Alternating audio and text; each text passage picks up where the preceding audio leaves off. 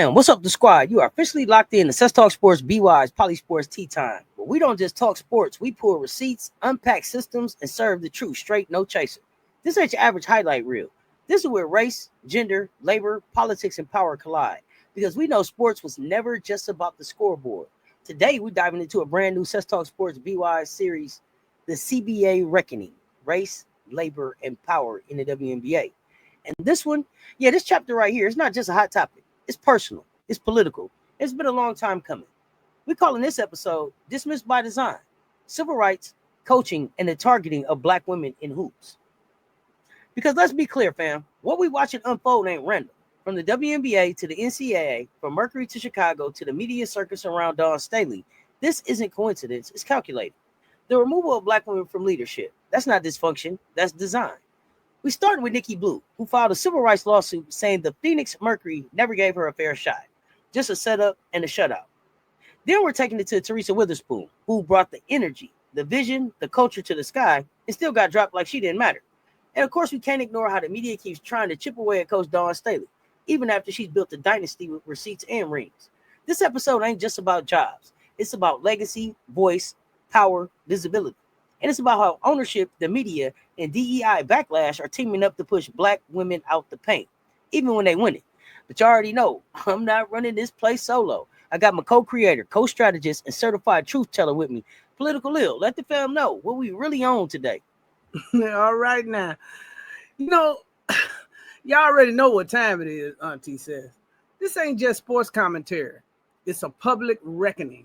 This episode is pulling up with the legal lens, the labor receipts, and the cultural mirror. Because when you got half of the WNBA head coaches being Black in 2022 and just one left in 2025, that's not attrition, that's design. When you got folks like Dawn Staley, the most successful coach in college basketball, still being publicly questioned, critiqued, and framed in coded language, while her white counterparts are celebrated for doing less, that's not just bias. It's media complicity and erasure. And when you have qualified Black coaches with resumes, rings, and reputations still being passed over for head jobs, it's clear the institutions have moved from performative DEI to a new kind of targeted silence. So today we're putting all of it on the record for the fans, for the players, and for the next generation of Black women who need to know that they aren't alone and they aren't invisible, not on our watch. So let's pour the tea, trace the playbook, and speak the truth. Because we don't just talk sports, we talk systems. And today we naming them. Now, y'all know folks love to say it's just basketball. But today, nah, we're not playing no damn games. You tune in to Cess Talks Sports and BWISE PoliSports Tea Time. And this episode right here, cut deep. It's personal, political, intentional. Because that's what we're witnessing out here. This ain't no cold streak. This is a systemic pattern, a pipeline leak engineered at the top. A culture of erasure with the target of on the backs of Black women who coach, lead, and disrupt. Let's break it down real plain, real raw. Nikki Blue stepped up for the Phoenix Mercury in chaos. No stars, no support, no shot. And after holding it down with dignity, they tossed her like she was disposable. Now she's suing, not just to reclaim her job, but to expose the setup. Then slide over to Chicago. Teresa Weatherspoon, legend in this game, was handed a broken roster, fought through injury after injury, started building something real, and still got canned after one season. Why? Because the front office pulled a bait and switch mid-season and called it restructuring. But don't get it twisted, fam. This ain't just about two coaches. This is about a coordinated playbook, media narratives framing Black women as angry, difficult, or underqualified. From front offices making power moves in silence. League execs offering no protection, no accountability, no explanation. We talking disparate treatment, disparate impact, hostile climates, deliberate sabotage. So here's what we asking today, and we need y'all to lean in. Is this just bad management, or is it part of a deeper legal and moral pattern? How are DEI backlash, media manipulation, and political agendas fueling this fire? And most importantly, what can fans, players, and advocates do to stop the bleeding and build something better? Because silence is complicity, and we ain't staying silent over here. Cess, you just laid it all out. Let's call it what it is. This isn't just systemic, it's strategic. The moment Black women get close to real decision-making power in women's basketball, the structure recalibrates to remove them. We've handed rebuilding teams, injury-ridden rosters, and media disrespect. And then when we don't perform miracles overnight, we're told we weren't ready. That's not performance-based accountability. That's weaponized instability. And what Nikki Blue lawsuit makes clear and what TSpoon's firing confirms is that Black women are not being set up to succeed. They're being set up to absorb blame. And even when they make progress, like TSpoon did mid-season, the system pulls the plug. You don't need to read between the lines because the lines are loud. We're talking modern day coaching redlining, build a team around struggle, then gaslight the coach for not delivering championships. And then there's the media, the silent sniper in all of this. The headlines don't say front office fail. They say coach let go. They don't say set up for failure. They say didn't meet expectations. And when it's a Black woman in that seat, the narratives get even nastier, aggressive, too emotional, not a good fit. Even when the record says progress and cover says problem. That's not just bad journalism. That's narrative control. And it feeds directly into hiring and firing decisions. So what do we do with all of this? We drag it into the light. We name the pattern and we disrupt the cycle because we've got legal framework. Title VII, hostility workplace claims, disparate impact analysis, and we got people power. Fans, players, and advocates need to understand if we don't challenge this structure, we're co-signing it. And I don't know about you, but I didn't come here to play polite while Black women leaders are being erased in real time. So let's take it from the top. July 2025, the headline dropped. Nikki Blue versus Phoenix Mercury wasn't just a firing. It was a lawsuit rooted in civil rights law, and it came with a message. I was set up to fail. And when you really sit with the facts, that ain't just emotion, that's evidence. Blue was handed a broken roster, injuries everywhere, key players missing, no real tools, no real support. She was expected to hold it all together with duct tape, grit, and professionalism. And when she did just that, they moved on without even looking back. But this just wasn't a bad breakup. This turned legal fast. Blue's legal squad, led by Masidior PLLC, a firm known for fighting civil rights employment cases, filed under Title VII of the Civil Rights Act of 1964. Now, here's why that matters. Title VII isn't just about someone calling you out your name or shutting the door in your face. It's about the conditions. It covers hostile work environments, unequal treatment, and any policy or practice with disparate impact on protected groups. In this case, Black women in leadership. The argument, the Mercury created a setup where failure was built into the job description. Let me say that again. The Mercury created a setup where failure was built into the job description. They gave her no real pathway to succeed. Watched her steady the ship anyway. Then iced her out of the permanent coaching combo like she was never in the room. No serious consideration, no credit for leadership, no acknowledgement of what she kept afloat. That's not just erasure, that's the illusion of opportunity. You're allowed to clean up the mess, hold down the fort, maybe even carry the team through a crisis. But when it's time to build for real, you're invisible. And don't let anybody tell you this is just an isolated incident.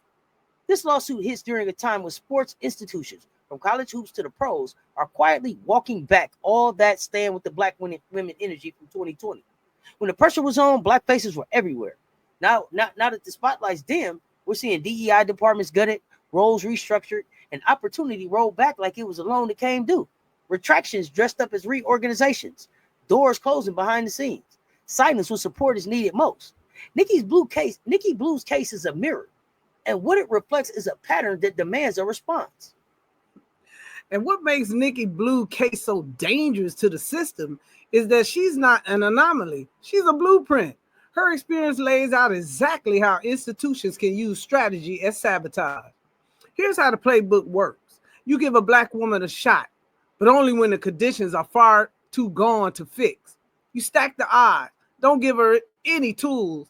Then use the losses to write her off. That's not a coaching issue. That's intentional marginalization. Now, let's be clear. Blue wasn't fired because she lacked skill. She was fired because she became inconvenient. When she bought stability, when she connected with the players, when she showed she could lead, she was no longer a placeholder. She was a threat to the status quo. And the system responded accordingly, denying her a permanent role, erase her from coaching pipeline, and then move on like it was just business. But what this case actually does is open the door for a new kind of legal reckoning. Because when you can prove that an organization made decisions, roster moves, hiring, firing, that have a disproportionate negative effect on Black women, you got the makings of a disparate impact case. You don't need to prove someone said something racist. You need only to show that the outcomes consistently push one group out. That's what civil rights laws were built for.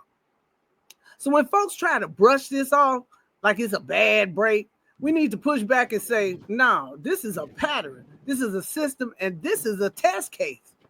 Nikki Blue's name may be on the lawsuit, but make no mistake, this is about every Black woman who's ever been told she's not ready while holding a clipboard in one hand and a broken roster in the other.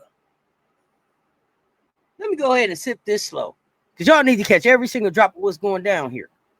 When a coach is handed a roster that's broken on arrival, injuries everywhere, no depth, missing key vets, and duct taped together by desperation, that ain't a challenge. That's a setup. That's sabotage in front office suit.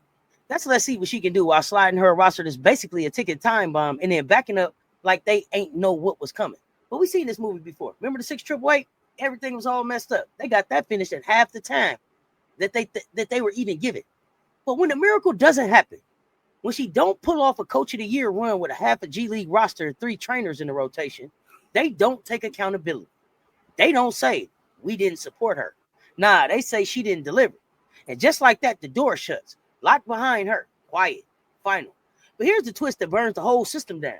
She did deliver. Poise under pressure, command of the locker room, respect from her players, a steady presence in chaos. Remember all the mail got delivered in the 6 AAA. She kept that team from unraveling when most folks would have folded. And that grace under fire, that visible leadership, that's what they couldn't keep. Because when a Black woman succeeds in a role they never truly wanted her to have, that shakes the table, that threatens the blueprint, that disrupts the whole damn hierarchy. A competent, composed, and respected Black woman at the helm. That ain't just a good coach. That's a system shift. And some of these franchises, they rather hit the reset than reckon with that reality. Now listen, if Nikki Blue gave us the legal playbook, then what happened to Teresa Weatherspoon, aka TSpoon, if you don't know who I'm talking about? See, that needs to be stamped and filed under Exhibit B, because what went down in Chicago, that wasn't just unfair. That was strategic sabotage in the tracksuit. Let's walk it down slow so we don't miss a single red flag. Picture it. TSpoon came in during a rebuild. Not to tweak the roster rebuild, a full-on missing pieces, injuries everywhere, start from scratch, people demanding out situation. She inherited a team that was already on life support. Multiple starters in and out, rookies and second-year players getting heavy minutes, not by design, but because she had to. And what did she do with it? She coached. She built chemistry. She built confidence. She built trust. She got that squad clicking. By the All-Star break, the Sky weren't just surviving, they were surging. Then, boom, the front office hits the kill switch. Marina Mayberry, top scorer, key starter, mid-season glue, traded. And let's be real, TSpoon didn't call for that trade. She didn't co-sign it. She had to adjust on the fly just when the team was finding its rhythm. They clipped her wings mid-flight. They blamed her for not sticking the landing. They clipped her wings mid-flight, then blamed her for not sticking the landing. And a few months later, just missed the playoffs. One season in, fired, just like that. Don't let them gaslight you, fam. This wasn't about wins and losses. This was about narrative control. It was about setting up the she didn't get it done storyline just in time for the season wrap-up. Sound familiar? Because that's the exact same framing used in Nikki Blue's case. Despite her professionalism, leadership, and respect from players, she was dismissed and denied a real opportunity to lead. So now we got to ask the question that's already in the air. If Teresa Weatherspoon filed a lawsuit tomorrow, what would it say? What would it expose? And what pattern would it confirm? Because this ain't just about 2 women. This is about a playbook. And we're starting to see the pages turn in real time. Oh, it would be smoke. And it would be solid. Because you've got all the makings of a case for disparate treatment, retaliation, and even constructive discharge under Title VII. Let's start with the pattern. When a coach is given unreasonable conditions, stripped of power over key decisions, and then fired for not pulling off a miracle, that's not failure. That's a forced exit. And when this pattern shows up only for Black women, it gets even clearer. TSpoon wasn't just fired, she was positioned for removal. And let's not forget the optics here. This is a former Olympian, a basketball icon, someone with the kind of credibility and charisma that builds culture. But maybe that's the point. She was too powerful to keep and too visible to promote. Now, TSpoon hasn't filed anything, at least not yet. But if she were to take it to court, the argument would be she was never given a fair opportunity to lead.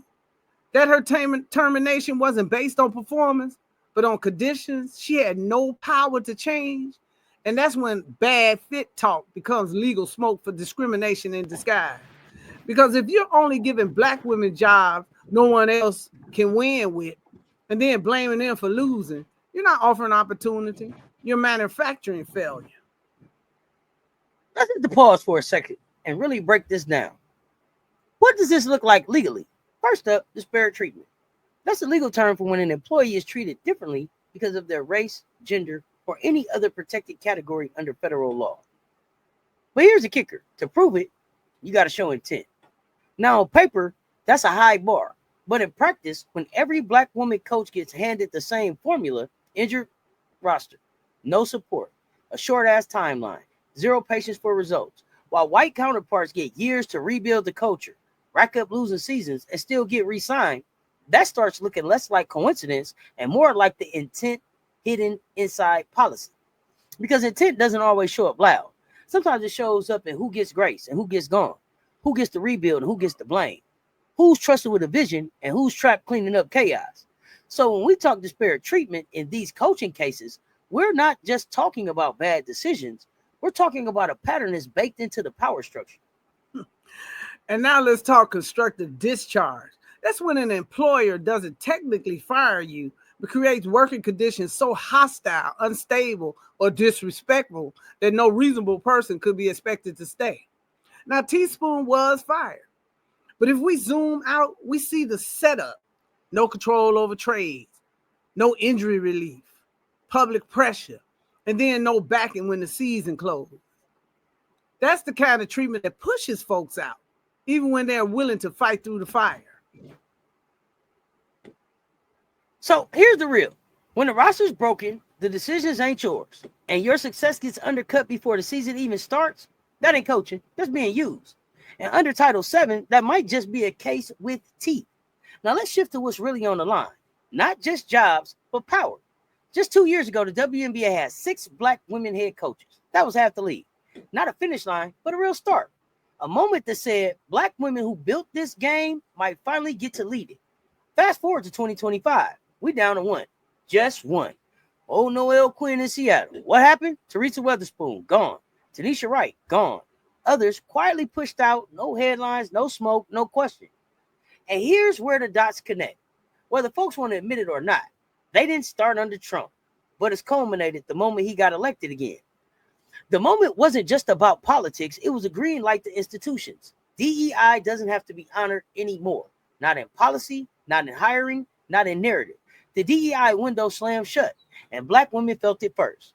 But instead of the WNBA stepping up to protect what had been built, they stepped back quietly, intentionally. No league-wide statements, no structural defense, just silence. And the media, they played their part like clockwork. Because every time a Black woman coach was let go, here came the same tired script. Too emotional, don't fit the culture, lost the locker room. No mention of the real context, injury-riddled rosters, constant rebuilds, front office interference. Just one narrative. She couldn't lead, but we know better. And now it's time the entire system got held accountable for it. And let's be clear. That language is never neutral. It's coded.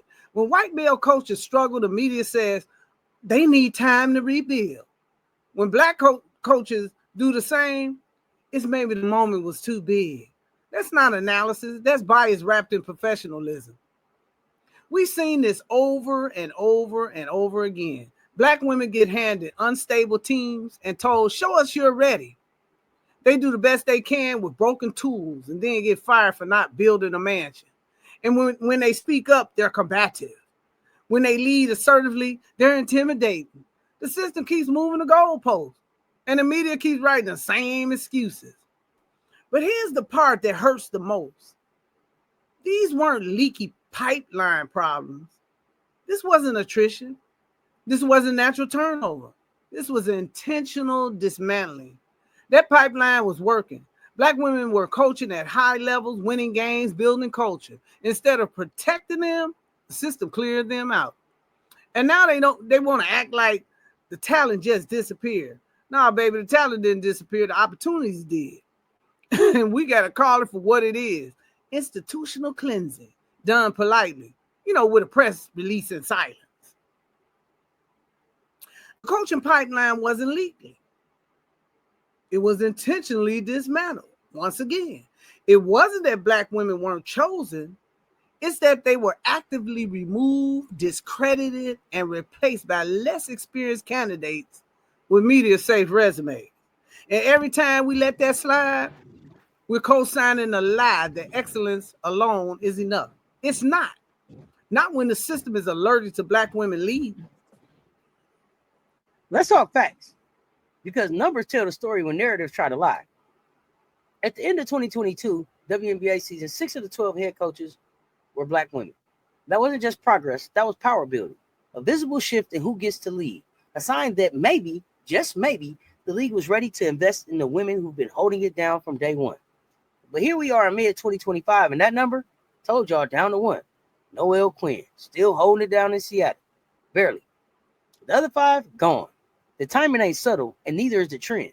Teresa Weatherspoon, fired after just 1 season in Chicago, despite clear progress. Tanisha Wright, let go by Atlanta after 2 years.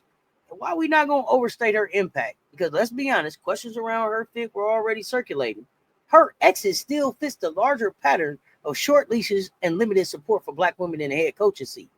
Now, yes, Kurt Miller was also dismissed in LA, but let's break that down. He's a white male coach with a long resume, multiple shots, and a pattern of rehirings around the league. That's a whole different ball game. They call it failing forward. What he gets called experience, but Black women gets labeled not ready for it. All 3 coaches, Spoon, Wright, Miller, were working with injury-plagued rosters, rebuild situations, not enough time to implement real systems. But only one group, Black women, keep getting pushed out after 1 to 3 years. Way below the average tenure we see for white male coaches who are given years to tank, tweak, try again. That ain't about wins and losses. That's about who gets grace and who gets gone. And that pattern is loud, it's visible, and it's by design. That tenure gap right there is a glaring red flag. The pattern shows this isn't about results. It's about opportunity and patience. Black coaches are handed broken teams, expected to perform miracles with minimal support, and then shown to exit when the job gets hard. Now, WNBA Commissioner Kathy Engelbert, when asked about these vacancies, this is what she said. Well, we have 3 open coaching spots, so we certainly will be looking for our owners to have a diverse pool of candidates. Notice the language there. It's all about having a diverse pool, not about hiring or accountability or correcting what's clearly a systemic problem. But here's the kicker. No Black women were hired to fill those roles, despite a strong, qualified roster of candidates. Brian January, Christy Tolliver, LaToya Sanders, Pokey Chapman, Vicki Johnson, all former players and some with head coaching experience. Even Lisa Leslie, a WNBA legend who led the LA Sparks to 2 championships, has been trying to break into coaching ranks with no serious consideration. And that's not a lack of talent. That's an unwillingness to change. Let's pull the lens back and take in the full picture. Because this ain't just about one league or one level. The NCAA and the WNBA are connected. They don't exist in silos. They feed each other. Same players, same coaches, same gatekeepers, same bias. Black women dominate on the court. Never been an issue. But when it comes to stepping off the hardwood and into the head coaching roles, suddenly the pipeline dries up. And when you do break through, you're usually handed a low resource team, a short ass leash, and no margin for error. You're not being given a chance. You're being given an exit route. That ain't coincidence. This is culture, cultivated, protected, and enforced by both the NCAA and the WNBA. But it's not just the institutions. The sports media plays a massive role in holding that system up. They could challenge the bias. They could question the patterns. But more often than not, they double down. Same headlines, same framing, same coded language. Too emotional, too aggressive, not the right fit. That language isn't harmless, it's a weapon. It's how Black women get boxed out, dismissed, and defined before they even get to lead. And if we go back to the Civil Rights Act of 1964, a law meant to tear down racial and gender barriers in the workplace, the real question still hangs in the air. Have Black women ever been truly welcomed into sports leadership? Not tolerated, not tokenized. Welcome, empowered, protected. History says hell no. Yet, yes, we've seen progress. Yes, we've seen moments. But the power, the purse strings, the narrative control, that still sits with the old guard. And they've made it clear who they're willing to support and who they're willing to push out. That history is crucial, Seth, because every time we see a Black woman pushed out today, we're seeing an echo of the past. A past where Black women athletes were marginalized, denied coaching roles, or relegated to assistant positions with little real authority. Take, for example, Dawn Staley. She's one of the most successful coaches in women's basketball history. National title, Olympic medals as a player, coaching accolades, the works. And yet she still faces relentless media attacks. They criticize her team's physical style of play, her fashion choices, and her tone on and off the court. They label her as aggressive or intimidating in ways you rarely see with white coaches who dominate. This isn't just bad press. It's coded language used to frame Black women leaders as problematic. And it has a disparate impact on the entire coaching pipeline. It tells every Black woman watching, even if you win, even if you're the best, we still come for you. And that message, it trickles down in the hiring decisions in both the NCAA and WNBA, justifying limited selections, short leases, and early dismissals. It keeps the system locked tight against Black women who want to lead. Let's say it plain, because it needs to be heard without spit. The NCAA and the WNBA don't just share players. They don't just share coaches. They share a culture. A culture where Black women build the game, carry it, elevate it, but rarely get to lead it. A culture where the myth of meritocracy gets sold to the public, while behind the scenes, barriers stay in place, doors stay closed, and the narrative stays rigged. The media, they're not just reporting, they're collaborating, whether intentionally or not, framing stories to justify exclusion, upholding systems with every headline that paints Black women leaders as too emotional, too tough, not the right fit. And then there's Dawn Staley, the clearest example of what happens when a Black woman refuses to shrink. Multiple national titles, a dynasty in Columbia, global impact, her voice, her values, her visibility. But instead of respect, she's met with nitpicking, coded critiques, and is she too much think pieces. This ain't scrutiny, that's a warning shot. A message aimed straight at every young Black girl watching from the sidelines. Even if you win everything, this system still might not protect you. But here's what they forget. Black women been building without protection. And now we're telling the truth out loud on every mic, every platform, every show. Because when they demean the best of us, they set the ceiling for the rest of us. And that's how power protects itself, not just through policy, but through perception. The media narrative becomes a weapon.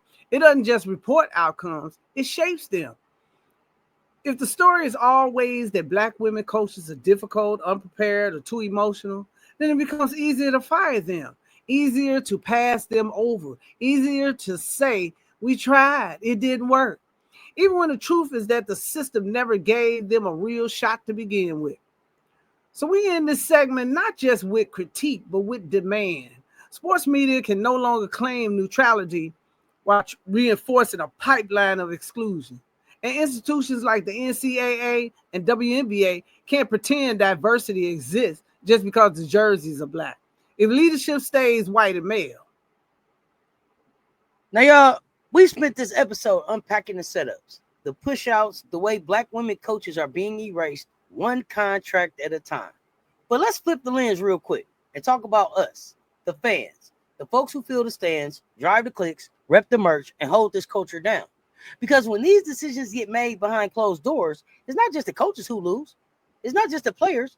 We lose too. We lose representation, cultural connection, and the deep joy that comes from seeing leadership that looks like us, sounds like us, leads like us. So here's the bold question. Could fans actually bring a case? Could there be a legal path, maybe even a class action, built around disparate impact? Think about it. The WNBA and NCAA build entire profit models on Black women athletes, Black fan engagement, Black culture. But when it comes to leadership, front office decisions, media framing, Black folks get pushed to the margins again. That's not just erasure, that's exploitation. And under the law, there's precedents. Public accommodation laws, representation in federally supported institutions, media bias tied to racial hierarchy and discriminatory outcomes. It wouldn't be easy. It wouldn't happen overnight, but it's not far-fetched either. Because when you profit off a culture, you owe that culture equity, not erasure. And if the leagues won't protect what we built, then maybe it's time to test the system when it in ways it's never saw coming. And let's get real legal for a minute. Title VII protects workers. But what about us, the fans? We're not employees, but we are stakeholders. And there's a growing legal theory around how institutions that serve the public, especially those that benefit from public funding, university systems, and municipal stadiums, have an obligation to serve those communities equitably. So imagine this, a fan coalition arguing that the systemic exclusion of Black women from coaching and media representation has a discriminatory cultural impact on the fan base that's overwhelmingly Black and brown, especially in urban centers. Now, the courts may not bite on this immediately, but the pressure, the visibility, the moral clarity, that's power. Because here's a deeper truth. When we're told representation doesn't matter, it's often by those who've never gone a season without seeing someone like themselves in charge. For us, representation is participation. And when the league decisions don't reflect us, when media constantly frames Black women as unfit to lead, that's not just a bad look. That's institutional gaslighting. So what now? We move, we organize, we challenge.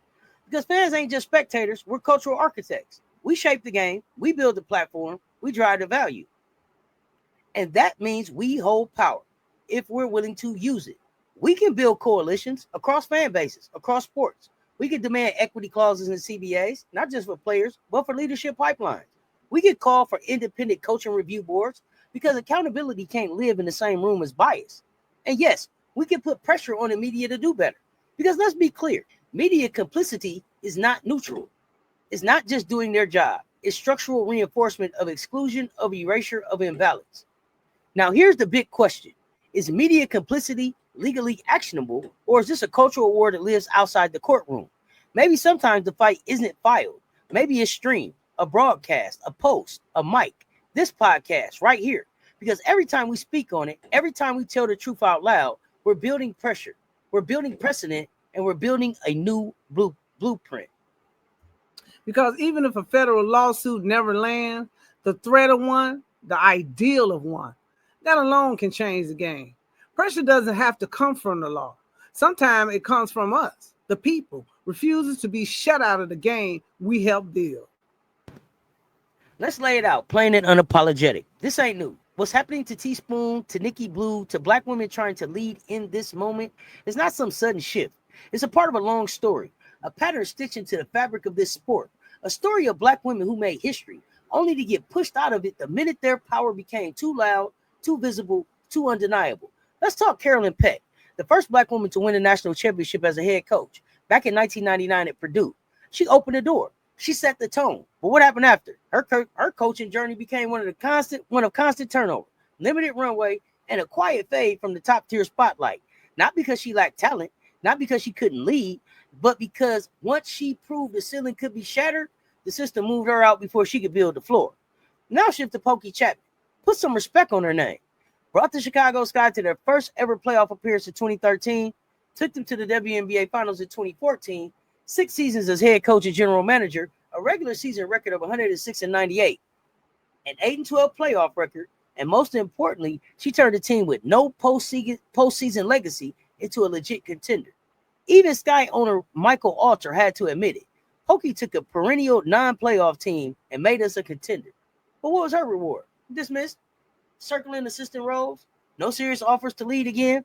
Meanwhile, less experienced white coaches keep getting fast-tracked, handed expansion teams, playoff squads, or 5-year rebuild plans with institutional backing.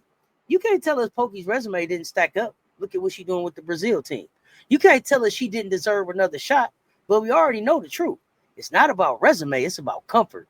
And Black women in leadership, real leadership, make the power structure real uncomfortable. Let's be real clear. This pattern didn't start with Nikki Blue. It didn't start with TSpoon. It's generational, it's structural, and it's deliberate.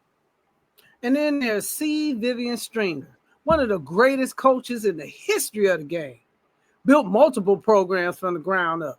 Took Rutgers to a Final Four. A legend. But her retirement, it came with whispers, pressure, scrutiny, media calling her old school, questioning her relevance. Not celebrating her legacy, but framing her as someone the game had passed by.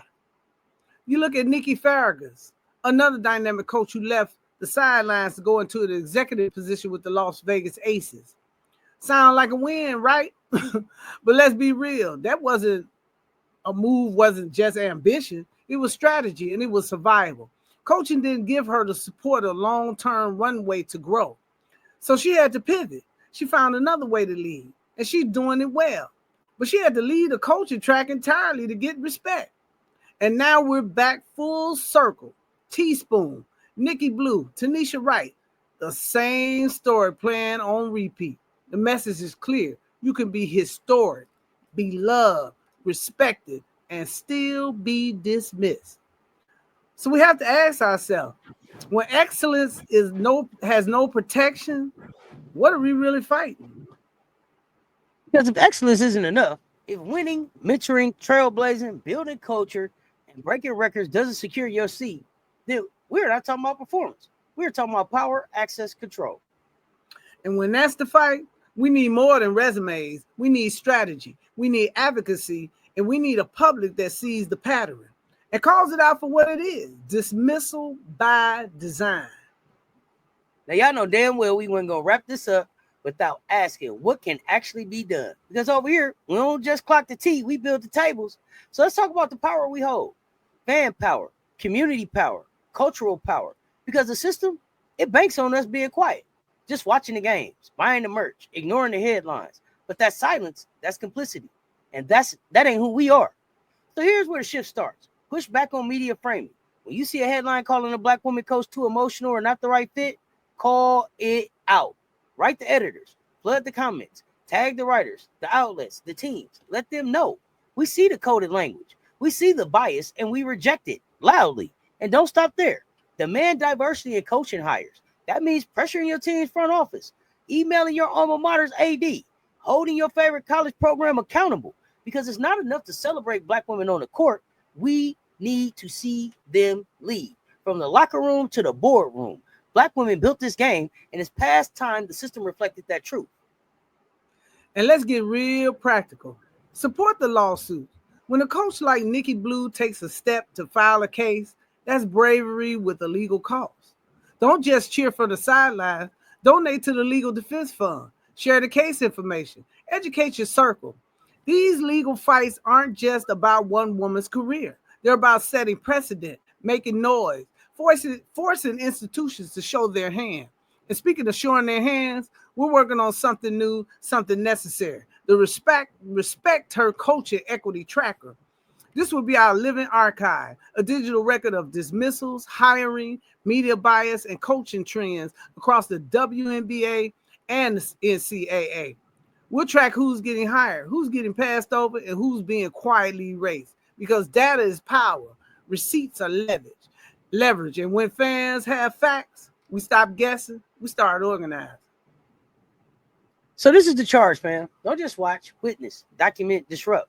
We're the fan base that made this league matter. We showed up when nobody else did. We filled arenas. We bought the jerseys. We built the culture. Now it's on us to make sure this game reflects our values, not just in who plays, but in who leads. Because culture doesn't shift from the top. It moves from the crowd. And we are the crowd. Loud, brilliant, unapologetic. Yes, we want justice. But more than that, we want change. So take a breath and a beat.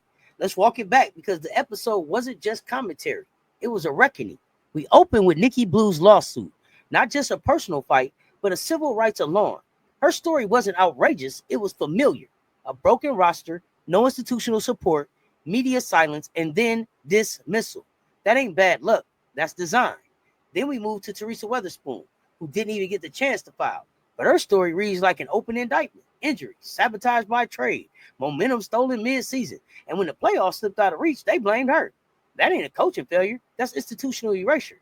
And when we pull back the lens from 6 black women head coaches in 2022 to just 1 in 2025, and even the most elite, the walking piece of history, the Dawn Staley of the world, still face targeting, undermining, and scrutiny that doesn't touch their white counterparts. So we asked the real question. If excellence doesn't protect you, what does that say about the system's rules? This ain't random. This ain't personal. This is cultural, structural, intentional. And the more we speak on it, the harder it becomes for them to vary. And we didn't stop with the critique. We dug into mechanics. From the media narratives that frame black women as aggressive and unfit to the coded language that justifies short contracts and early exits. Then we asked the hard question, what if fans are the plaintiff now? What if the harm isn't just to individuals, but to whole communities? Denying representation in a sport we helped build. We laid out that legal possibility, but also the cultural pressure points, petitions, policy advocacy, funding lawsuits, and launching tools like Respect Her Coaching Equity Tracker. Because we don't need to wait for the courts to tell us when we're ready what we already know. We've got evidence and we've got momentum. This episode wasn't just about Nikki or TSpoon. It was about the generations of black women whose leadership has been denied, dismissed, or delayed.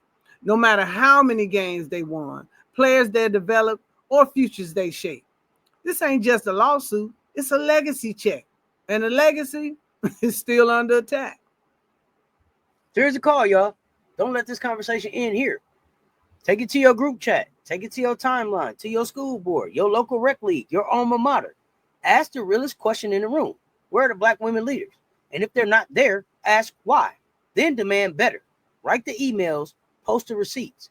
Amplify the lawsuits, fund the fight. Because the coaching box ain't just a job. It's a seat at the table where culture gets written, power gets passed, futures get built. And here's what we leave you with today. They didn't just dismiss Nikki Blue. They didn't just sideline TSpoon. They dismissed generations of dreams. But us, we don't fold. We don't forget. We document. We organize. And most of all, we fight so the next generation sees us do what we never were handed. This has been Cess Talks Sports and BWISE PoliSports Tea Time. And like we always say, sports is never just about the games we play, but the stories we tell and a fight for those who lead us. Until next time, it's Political Lil and Sess, your favorite Auntie with Uncle Tendencies, spilling the tea, naming the truth, and building the table. Stay loud, stay watching, stay ready. Stay tuned. Talk soon. We out.